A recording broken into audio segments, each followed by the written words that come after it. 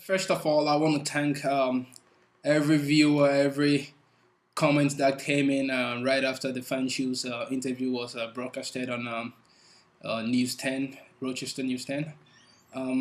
Well, we had a couple of calls, a couple of emails with questions about the product. First of all, about the design. Secondly, about the labor which is used to make these shoes. And thirdly, the, the place of production.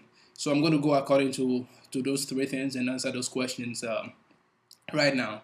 First of all, the design. The design of these shoes is very common. It's a very old design coming out of the third world country. It's basically a pagates, which is very common to like a peasant shoe, and it's very easy to make, very comfortable, and this design has been resurrected again for the past few years. I was introduced to this design very early 90s when I was in the boarding house in the boarding school in Ghana, which is very common because we put on these shoes every single day because it's the most simple thing you can ever find and the most affordable to us at that time, coming from a very low income background. I've got friends, I've got pictures which I was putting on these shoes, and I'm going to put on a link out here actually with one of my friends putting on this shoe back in 1996 when we were in the boarding house, and we felt like we were on top of the world putting on these shoes. So that's where the design came from. When I moved here, and as of last year, when I was looking to start another company, the first thing that came into my mind was it's great being in America. To be quite honest, there's so much opportunity in terms of sports and how many teams and how many sports are in this country, one after the other. After you get out of one season with another sport, you go into the next season with another sport, basically. So when I was talking to a couple of friends and I was like, okay, I really want to do something in this kind of line. I've seen the replica jerseys, I've seen the hats, I've seen the sock, I've seen basically everything. What I've not seen is a spirited shoe for either high school, colleges, pro teams. I've not seen that. So why don't I come up with something which will be simple, at the same time casual, fashionable, and comfortable, and really affordable. So when the first thing that came into my mind was to cast my mind back to basically what was common to me and was introduced to me back home in Ghana. So when I came up with the idea, the first thing I did was I ended up designing one of these shoes right in my apartment, to just look at it, how it comes out, how it's going to be like if we take this simple design, which is very common in Asian, and try to mesh it with logos and spirited kind of a thing. So basically, it became easy to take that idea and try to turn it into something. There are other companies in the market, there are other competitors in the market which are using this same design to do things casually, and they are marketing it differently. FANSHOES is about casual fashion fanatic passion. We are into the market of providing shoes to consumers, to buyers, to colleges, to high schools, pro sports fans who support their team. We're creating a niche market where they can find these shoes to use to support their team. This is not just casual for just only lifestyle. It's for both of those things. So it was very easy to take that idea and try to transform it into something else. Secondly, I believe, which I have over here, is basically the questions which has been asked by the viewers, is the labor in manufacturing. First of all, we've got, like I said, we have competitors in the market which are doing things differently in a different niche market.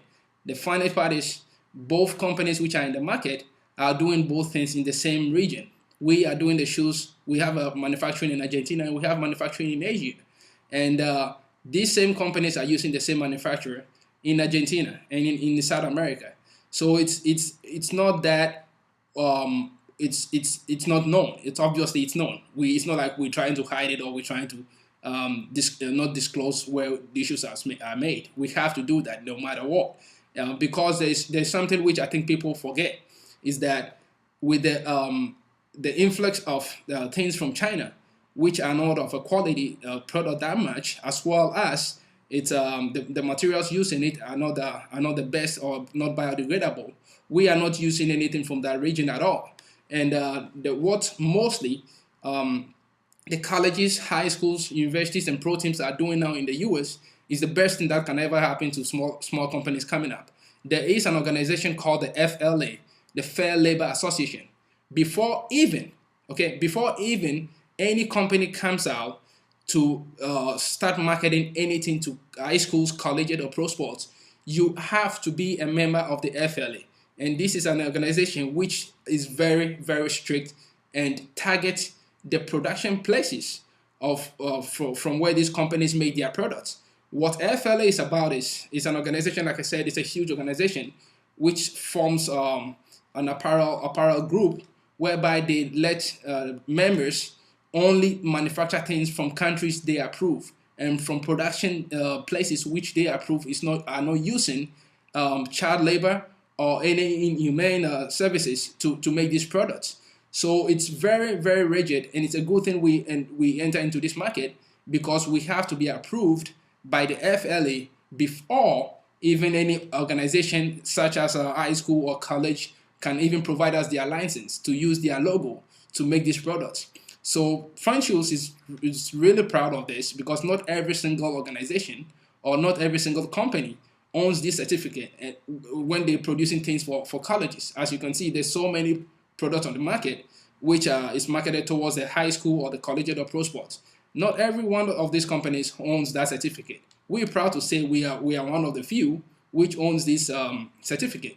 Many and more colleges are joining this FLA to make sure products which comes to their school or products which have their name on them has to be a part of the FLA.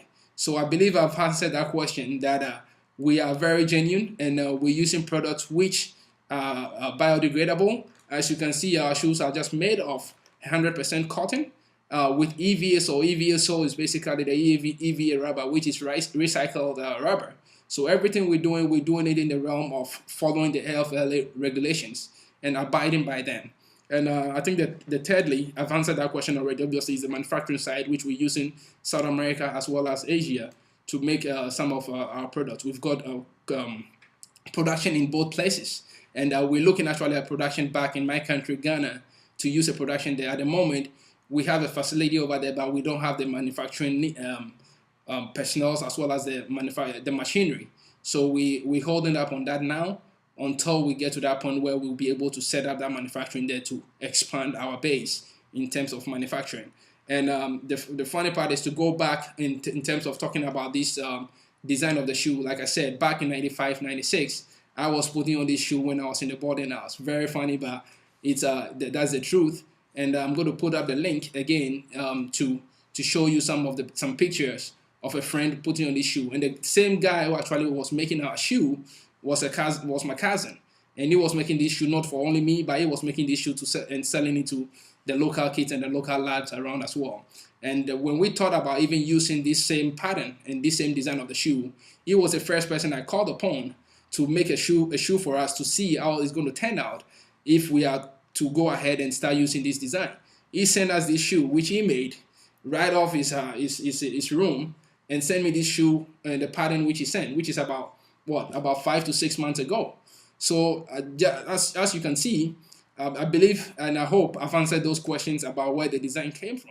Thank you very much for taking the time to listen to me, and I hope I've answered all the questions, and along doing that, I've been being able to express my feeling towards all the emails and the calls that came in. Thank you very much, and I appreciate that.